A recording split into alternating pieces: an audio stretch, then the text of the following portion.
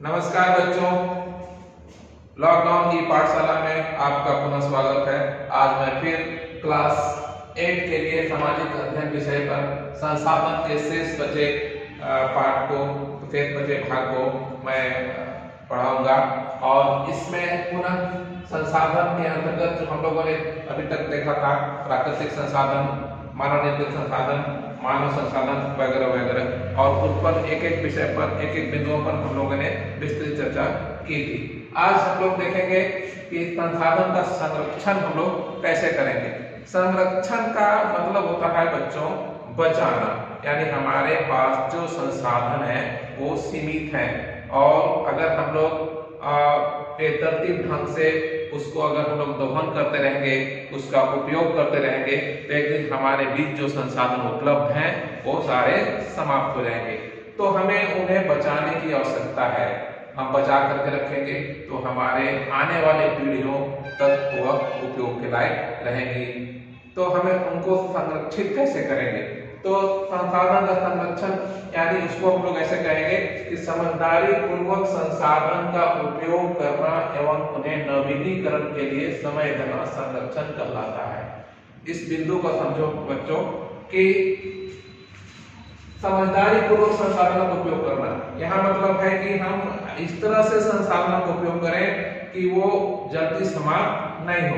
ऐसा नहीं करना है कि हम उसको संसाधन का प्रयोग करें ही नहीं, क्योंकि संसाधन का प्रयोग हम करेंगे तभी हमारे जीवन स्तर सुधरेगा और हम अपने दैनिक जीवन में अधिक से अधिक उनका उपयोग करके अपने जीवन में हम उसका लाभ उठा सकते हैं। लेकिन उनका हम इस तरह से उनका दोहन करेंगे, इस तरह से उनका प्रयोग करेंगे समझदारी से कि वो आगे आने वाली पीढ़ियों के लिए भी लाभकारी हो।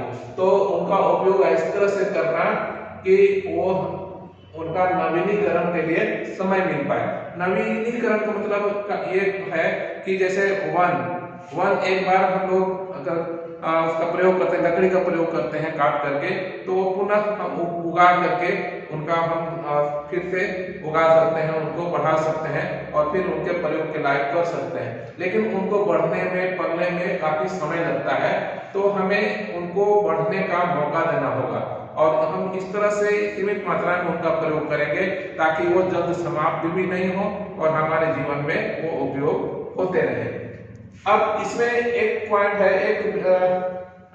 एक बिंदु है बच्चों, सतत पोषणीय विकास। ये सतत पोषणीय विकास क्या होता है? तो संसाधनों का उपयोग करने की आवश्यकता और भविष्य के लिए उनके संरक्षण में संतुलन बनाए रखना सतत पोषणीय विकास कहलाता है। मतलब संसाधनों का उपयोग करने की आवश्यकता, यानी संसाधन को हमें उपयोग करना है, जितनी आवश्यकता है, जो हमारे काम के लायक है, जो हम जितने उपयोग करने से हमारे जीवन में लाभ हो, तो उतना हम उनका उपयोग जरूर करें। लेकिन भविष्य के लिए उनके संरक्षण में संतुलन बनाए रखना सतत पोषणीय विकास कहलाता है। यानी हम उसका इस तरह से उपयोग करें उनका कि वो भविष्य में भी उनका उपयोग बरकरार रहे और वो संरक्षित रहेंगे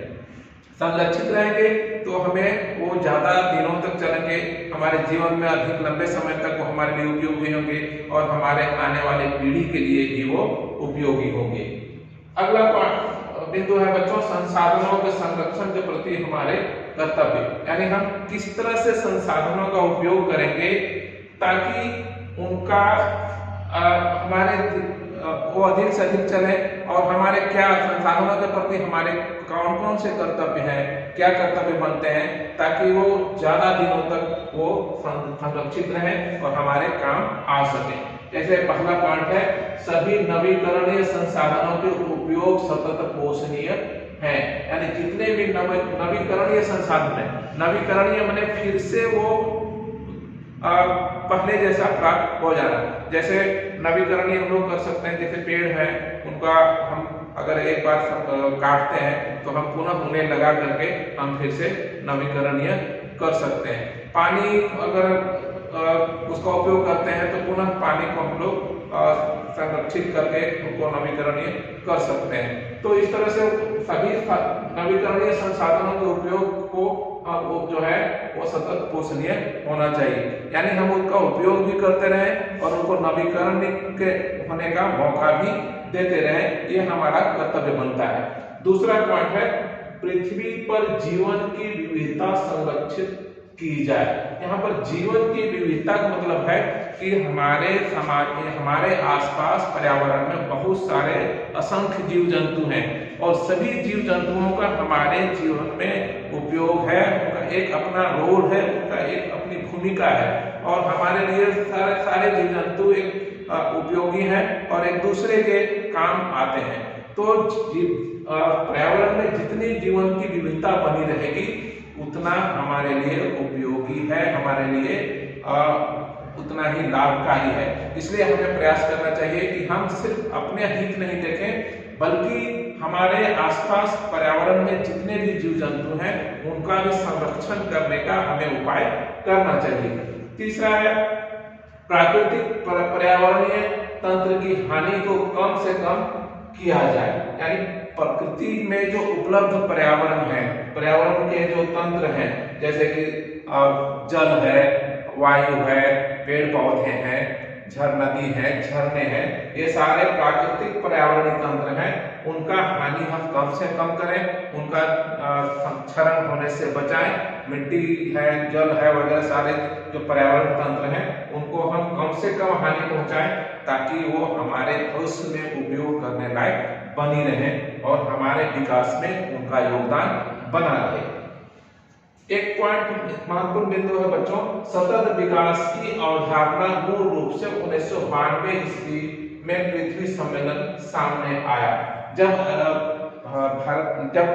लोगों को, हमारे देश के या विश्व के देशों को ऐसा लगने लगा कि पर्यावरण का संरक्षण में कमी हो रही है और उनका क्षरण धीरे धीरे हो रहा है, तो इस बात को महसूस किया गया कि सतत पोषणीय जो विकास है या सतत पोषणीय की जो अवधारणा है उसको ज्यादा विस्तृत रूप से लाया जाए और लोगों के बीच में इस बात को रखा जाए कि पर्यावरण की क्षति हो रही है और हम उनका संरक्षण करना मेरा कर्तव्य है।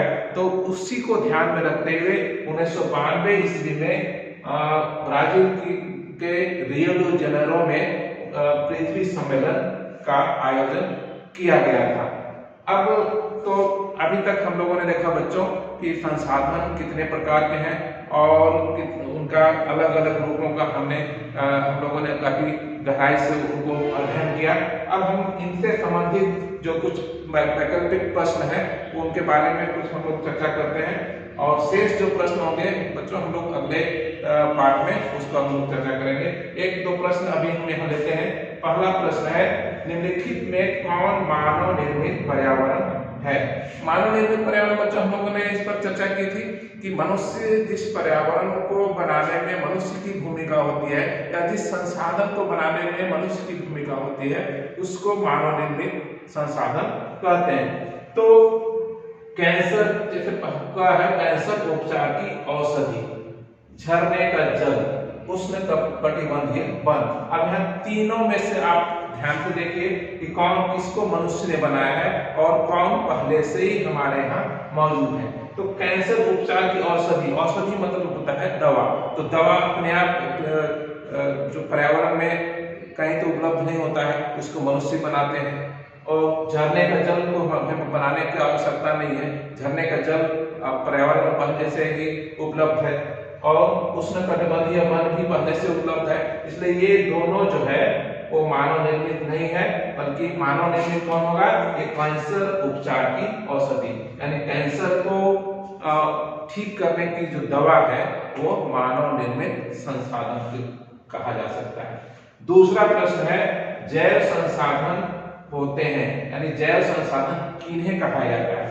पहला है जीव जंतु, मिट्टी, पानी। तो हम लोगों ने जब जैव संसाधन की चर्चा की थी तो हम लोगों ने, मैंने बताया था कि वैसे संसाधन जो जिनमें जान होता है, जो जीवित होते हैं, जैसे जितने जीव जंतु हैं, पेड़ पौधे हैं, वे सारे जैव संसाधन कहलाते हैं। तो यहाँ पर आप देखिए जीव जंतु स्पष्ट है कि जो जिसमें जान है, तो ये होगा। मिट्टी में कोई जीवन नहीं है इसलिए मिट्टी जैव संसाधन नहीं होगा।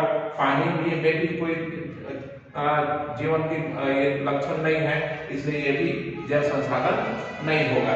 तो ये जीव जंतु जो है जैव संसाधन कहा जाएगा। तो बच्चों आज इतना ही। हम लोग अगले पाठ में हम लोग इस पाठ से संबंधित जितने भी वैकल्पिक प्रश्न होंगे या अन्य प्रश्न होंगे उनकी चर्चा हम लोग करेंगे। तब तक के लिए बच्चों विदा लेता हूँ। धन्यवाद।